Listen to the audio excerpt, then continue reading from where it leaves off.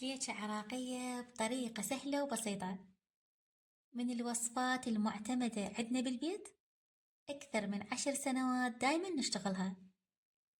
نشوف ما شاء الله شكلها هواية حلو، لونها هواية أبيض، قوامها من الداخل يكون هش وذايب. هذا النوع طعمها يكون هواية طيب، وتبقى ويانا فترة هواية طويلة تظل هشة وذايبة. راح نستعمل بيها النشا،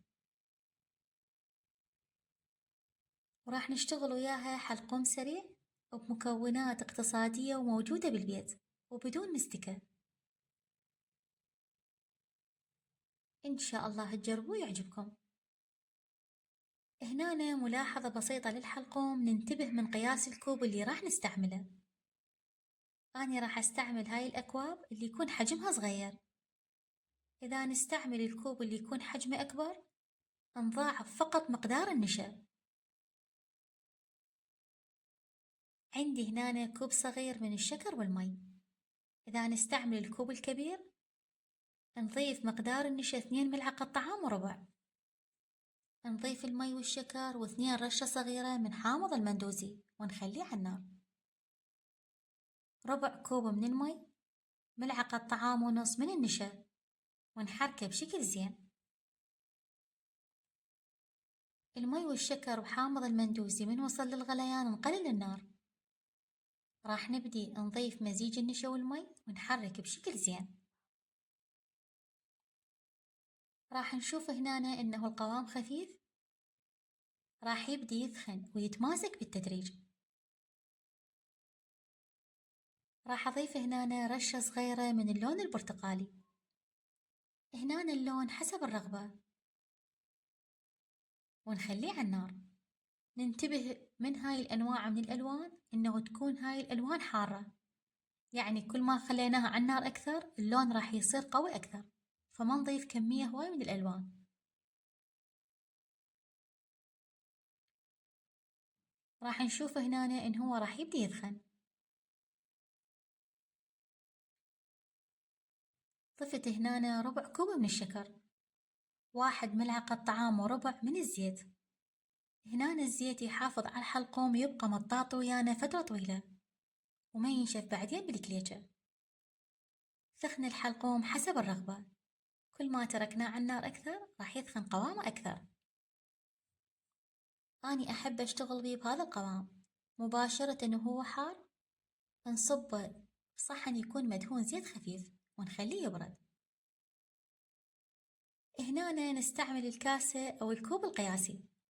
أنا راح أستعمل الكاسة على مود الكليتشة تطلع كميتها أكبر. بنفس الكاسة أو الكوب اللي نستعمله بالبيت نقيس بيه كل المكونات.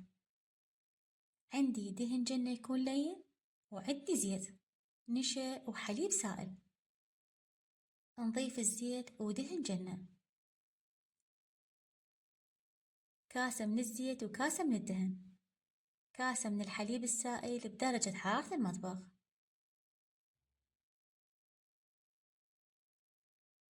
هنا شنو فائدة النشا؟ النشا راح ينطي بياض وهشاشة للعجين فترة طويلة، ما يخليها تنشف نهائيا. نضيف ملعقة طعام من نكهة الكراميل و2 ملعقة طعام من الشكر المطحون. رشة صغيرة من الملح، وراح نبدأ نحركها بشكل زين. نضيف هنا رشة صغيرة من الهيل المطحون، هذا اختياري. هنا الطحين الفاخر يكون منخول. أول شي راح أضيف كاسة كاملة كيس كامل من البيكنج باودر، وراح نضيف ربع ملعقة صغيرة من الخمرة. نشوف هنا مقدار الخمرة هواية قليل.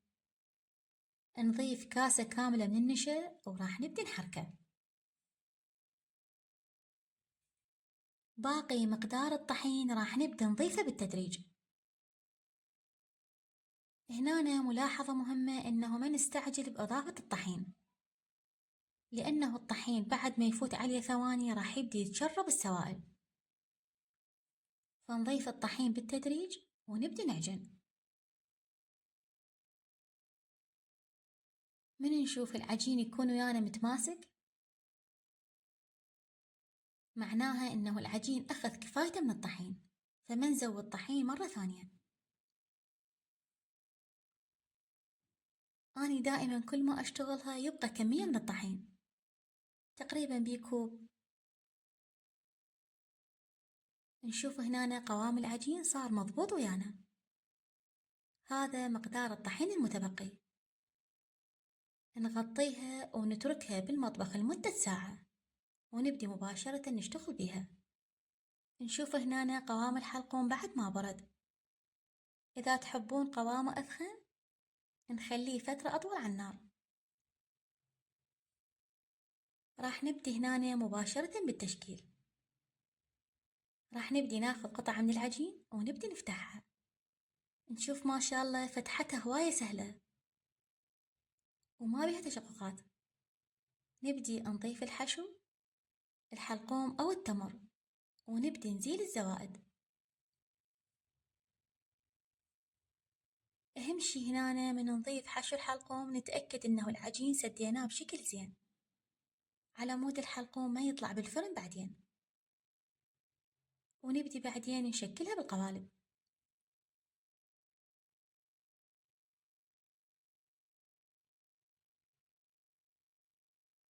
بنفس الطريقة راح نشتغل كل الكمية.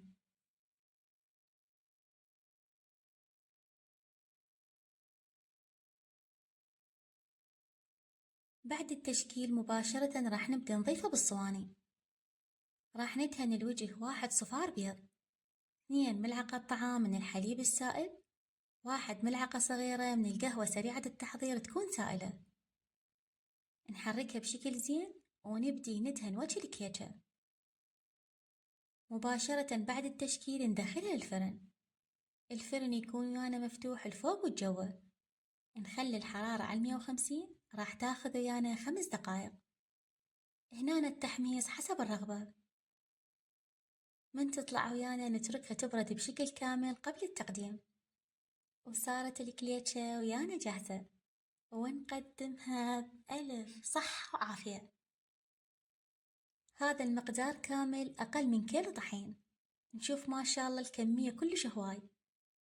جربوها وإن شاء الله تعجبكم. للأمانة نكهتها وطعمها هواية طيب، وتبقى بيضة وذايبة فترة طويلة. ولا تنسونا بالدعاء والرحمة.